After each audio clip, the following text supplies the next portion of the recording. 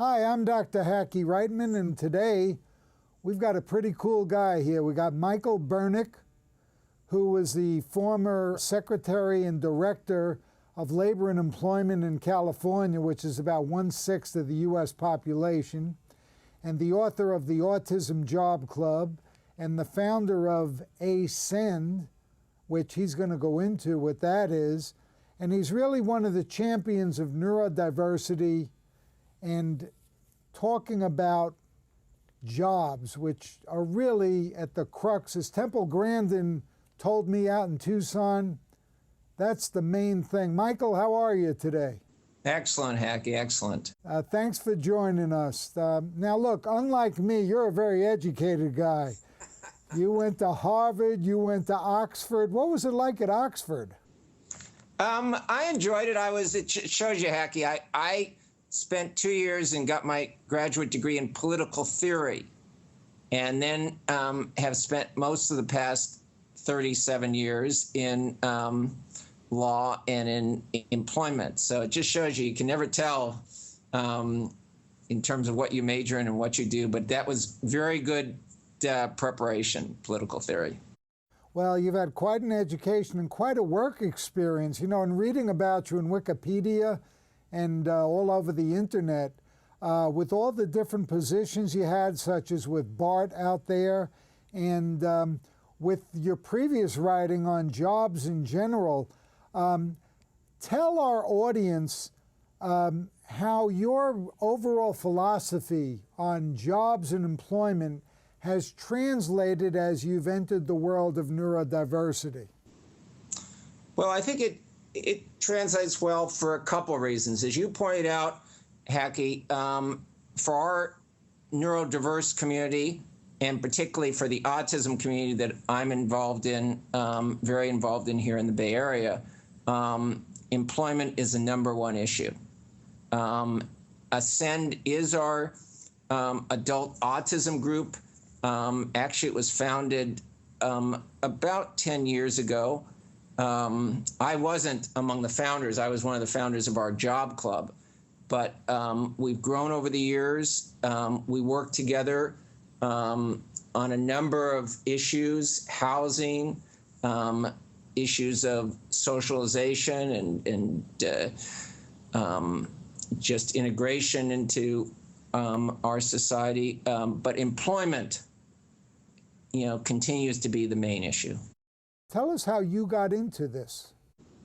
Well, my son William, the oldest of our 4 children, my son William was diagnosed as being on the spectrum in 1991 when he was age 2. Now, at that time, like most people, Don and I had very little knowledge of what autism was. In general, in California, and I think across the United States, if people knew of autism at all, they knew of Rain Man. It was a really different period, very little information. Now, of course, there's been a sea change. Now you can't pick up a newspaper or turn on the TV or go to a movie without some reference to autism, but it was very different then. And I first became involved in the autism community through William, and then when he graduated from Cal State East Bay in late 2012, we were looking at what adult programs and associations there were, and came upon AASCEND. And Hackie, I remember going to the first AASCEND meeting I went to was actually in late 2011. It was in a small room at the downtown community college building on 4th and Mission here in San Francisco.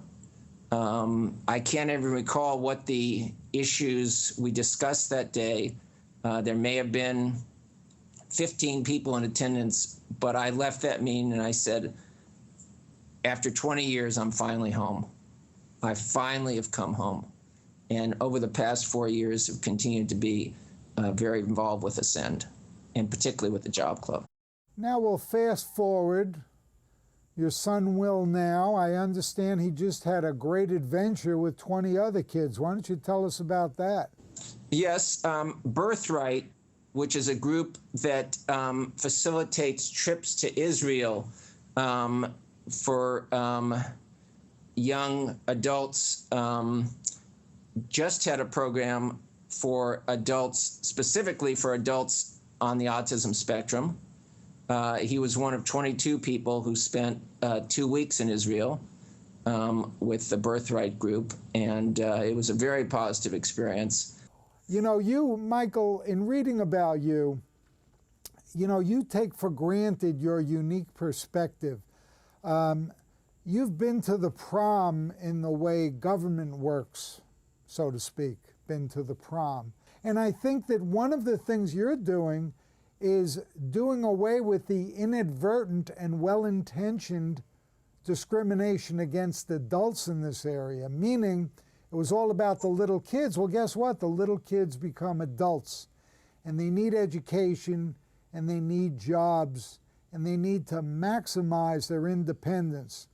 So tell us some of the initiatives that you and your wonderful fellow board members at AASCEND are taking in these directions. Well, you're exactly right, first, Hackie, concerning the aging out of the autism population. A lot has been done over the past 2 decades in terms of K through 12 education, and far less, in some ways, employment is sort of the next frontier. And we do have at least demographics in our favor, since you mentioned I do have a new book out called The Autism Job Club with Richard Holden, our Bureau of Labor Statistics regional commissioner. It looks at the neurodiverse workforce and the new normal of employment. And it really tries to set out strategies for employment. But Hackie, what's very interesting is, you know, in 1991, if I mentioned autism, again, people might have some idea. Now, whenever we mention the book, The Autism Job Club, somebody says, oh, I have a niece or a nephew or a neighbor, or so many people have connection, if not direct connection, 1 degree of separation to our community. And I think that'll be very helpful in pushing our employment initiatives forward. So we at least have the demographics on our side. Let me interrupt to just ask, for those of our listeners and viewers who might be jotting down The Autism Job Club by Michael Bernick and Richard Holden, how do they get a hold of it? Well, always bookstores can get it, but I think the most direct way, frankly, is Amazon. It's at Amazon. They do a good job at Amazon. It's now less than $20. So I would say the quickest, easiest, least expensive way is Amazon. But in terms of our initiatives, there are several. One, as I mentioned, we have a job club. So we meet once a month on the first Saturday of the month at the ARC building, which is at 11th and Howard here in downtown San Francisco. It's completely free. Everyone's invited. And we have no measurement, or if you consider yourself part of the autism community, you're part of the autism community, whether you're on the spectrum or not. And everyone's invited. And we try to have various guest speakers talking about hiring processes, talking from our Department of Rehabilitation in terms of services available. Job coaches come and speak. And then at the latter part, we work one-to-one. And second, we've established an online job club, which is Spectrum Employment Community by AASCEND on LinkedIn. And we try to share information on this LinkedIn site. And third, we try to work with each other to give job leads.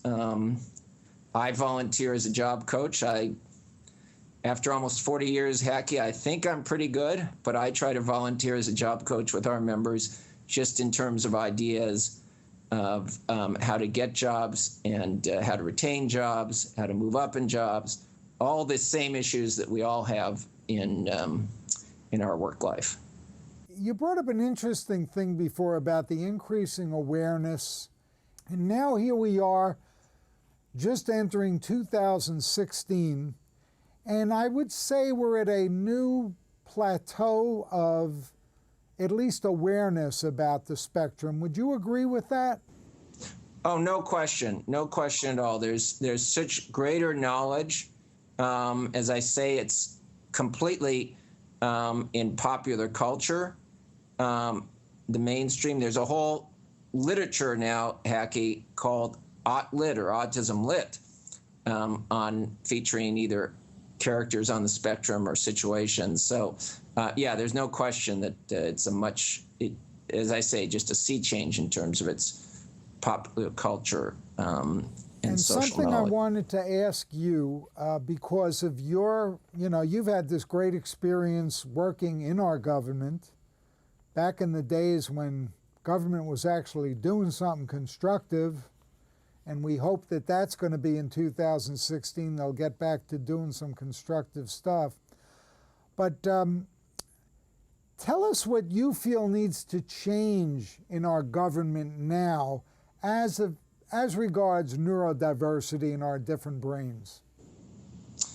Well, I think we already have in most of state government, or most of our states, I think, have active programs. Here in California, we have Department of Rehabilitation, which has for years had active programs in terms of employment.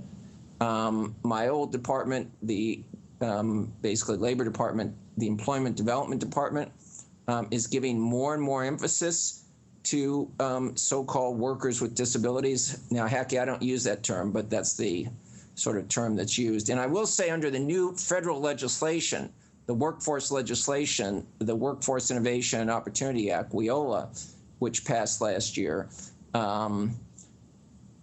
there's a much greater emphasis and funding for workers with disabilities. So there is additional money, there's an additional focus, as well as the ongoing efforts of the state rehab departments.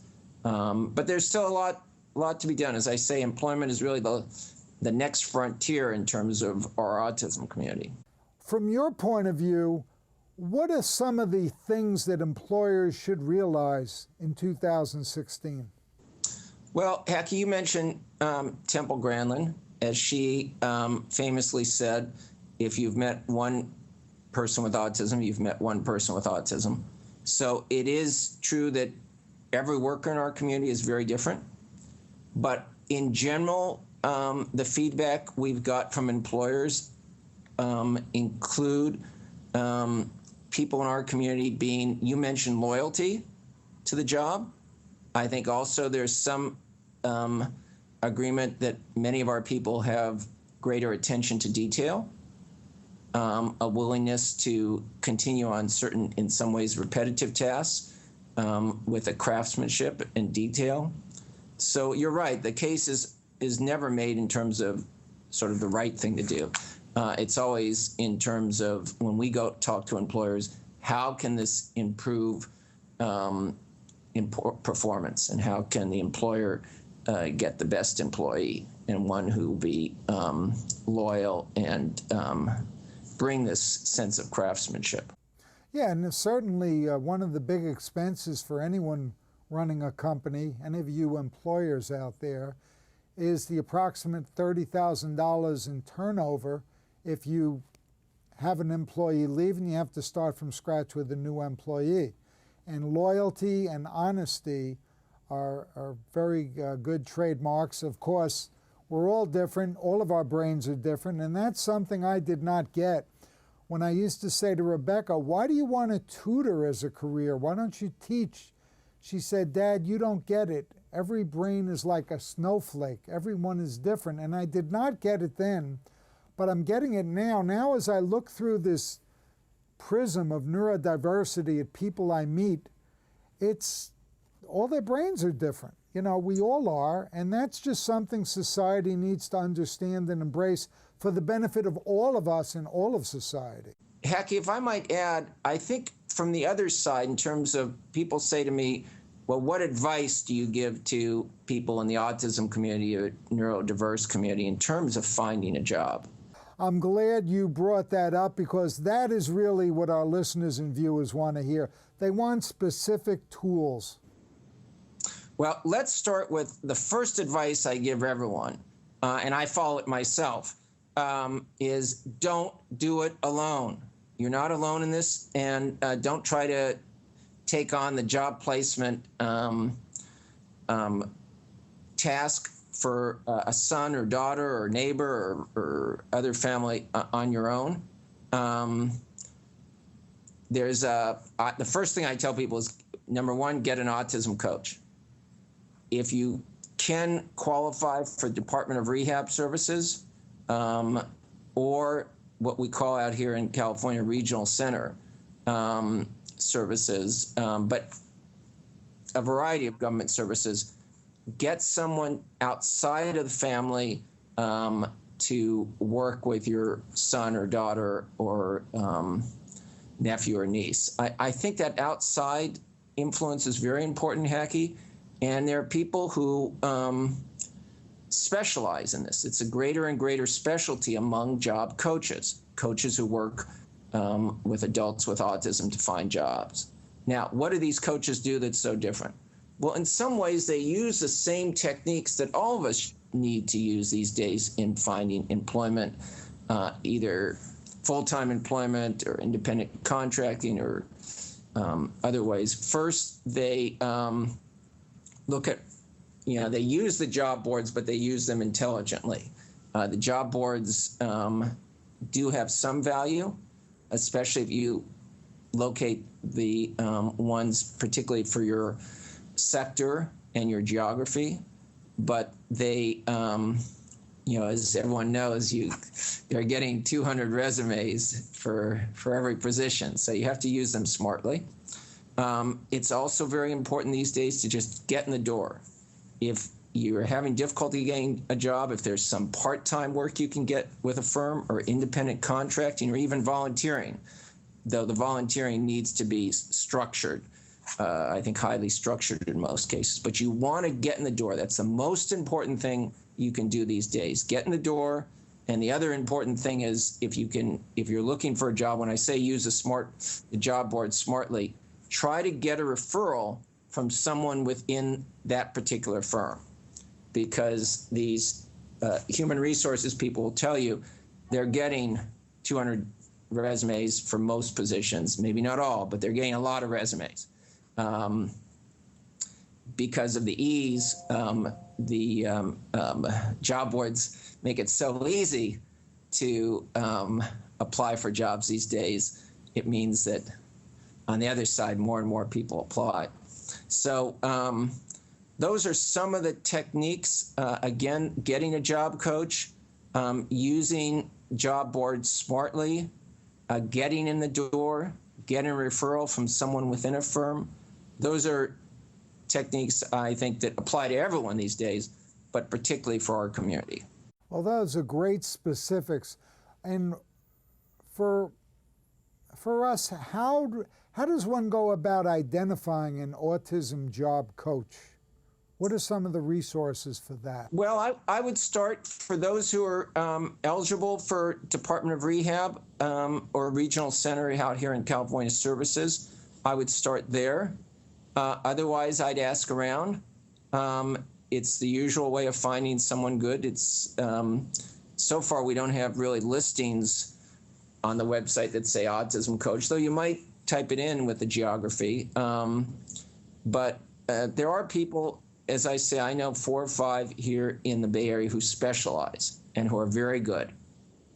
And they don't use any magical techniques. They use some of the same techniques, but they know our community, and they're able to tailor these job search skills and serve, Hackie, I might add, also serve as an intermediary with employers so that they sort of walk through the job seeker through the process. They contact the employers.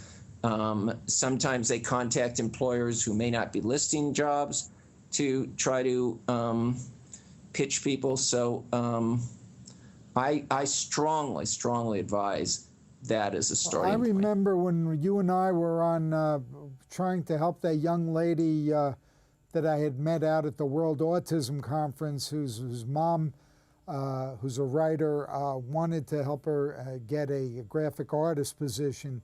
And you were stressing to them, don't do it alone, don't try to do it alone. And many times we parents, I say we because just like in my Aspertools book, I kind of make fun of myself, but it's true.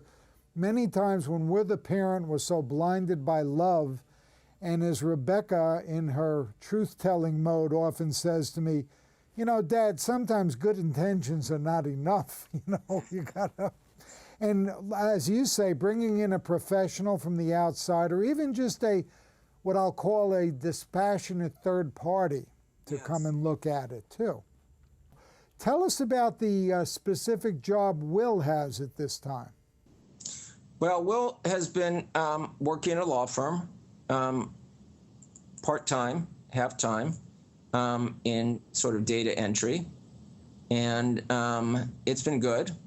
But my hope for Will is that we can move him over the next year or two into a full-time job that's less project-based. Many people, Hackie, in our emerging economy, which is one of more project-based work, contingent work. You know, Hackie, you and I grew up in the 50s and 60s when employment was, the height of the time of when employment was full-time with benefits. Well, that's changed a lot for a lot of reasons. It began to change in the 70s, and it's accelerated in the past decade. But for William, and I think it's true for other people in our community, autism community and neurodiverse community, sometimes stability is much more important. So I'm trying to look at perhaps entry-level jobs in our state government or other government that offer this sort of safe harbor. And I think it's true for him. And as I say, I advise it for others. I was talking to one of Will's friends, Alex, yesterday, who's been a part-time professional.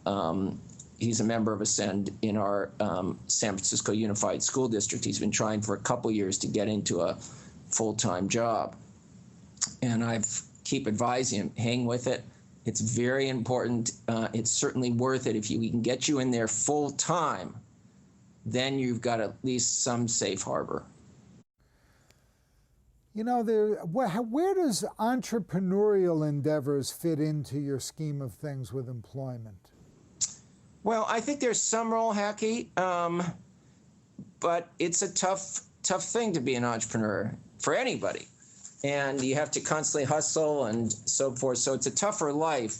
For parts of our community, our autism or neurodiverse community, it can be an opportunity. And certainly the internet economy has opened up even greater opportunities. And my sense is with different brains, Hackie, maybe there's something we can do to help entrepreneurs. In other words, identify there's probably a segment of the population that particularly would like to get goods or services from people who they know are in our community.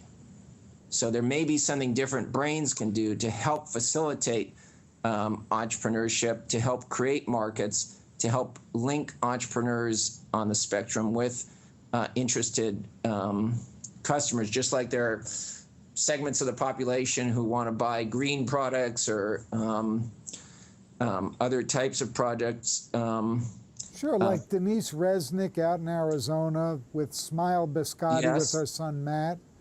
Yes. That's something I think different brains can help with in terms of helping create these markets. So I think there's a role. I think there's a role for different brains, Hackie, but it's also, a tougher life. And fortunately, there's still some safe harbor jobs. In other words, jobs of some stability, as in particularly in government. Now, where do unions fit in at this point in time in the overall economy and perhaps as it might affect neurodiversity? Well, you make a good point. To be honest, here in California and in AASCEND, we really haven't tried to connect with the union movement. In a lot of ways, they'd be a natural in terms of somewhat the stability of employment. But so far, both our private sector unions and public sector unions have focused on other issues, obviously income inequality and the so-called declining middle of jobs and other issues. Really haven't taken up issues of autism, but it's again, it's something that different brains might help make that connection. Now, if people want to get more information about what you're doing, okay, what's the best way for them to get in touch? Well, I'm always available, Hackie. I'll give my email out, or I'm pretty accessible. People can find me easily on the internet. My law firm address, the Sedgwick Law Firm, that's been, I might say, the Sedgwick firm, we're a national firm. I'm in our San Francisco office. It's a firm that's been very, very supportive of the autism community and the neurodiverse community. But I would say people can contact me directly or through the book website. We have a link. It's called www.autismjobclub.com.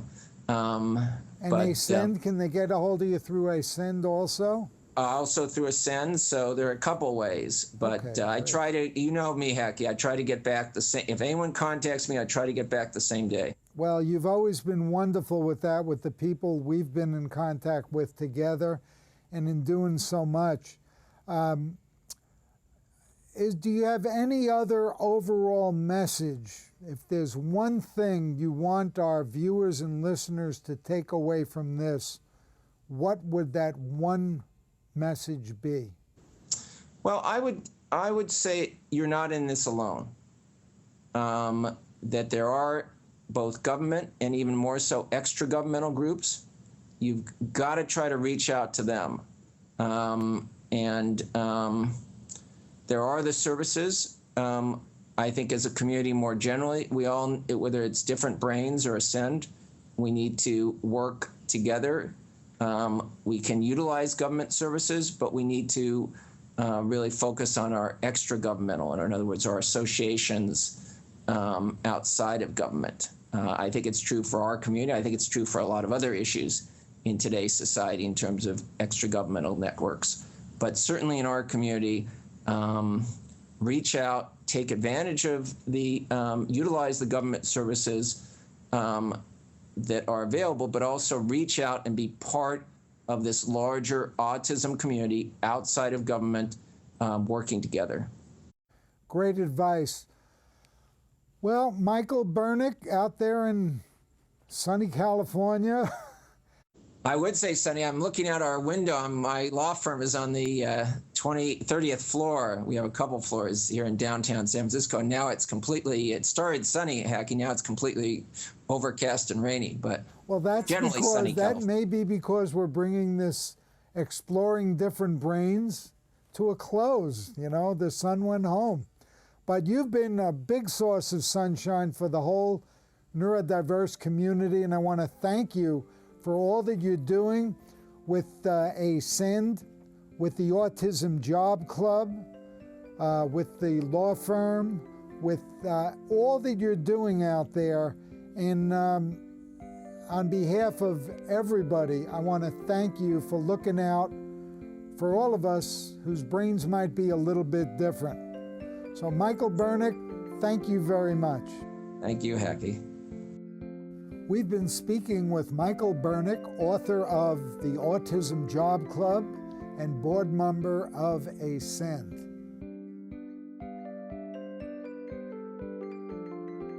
For more information, visit us at differentbrains.com.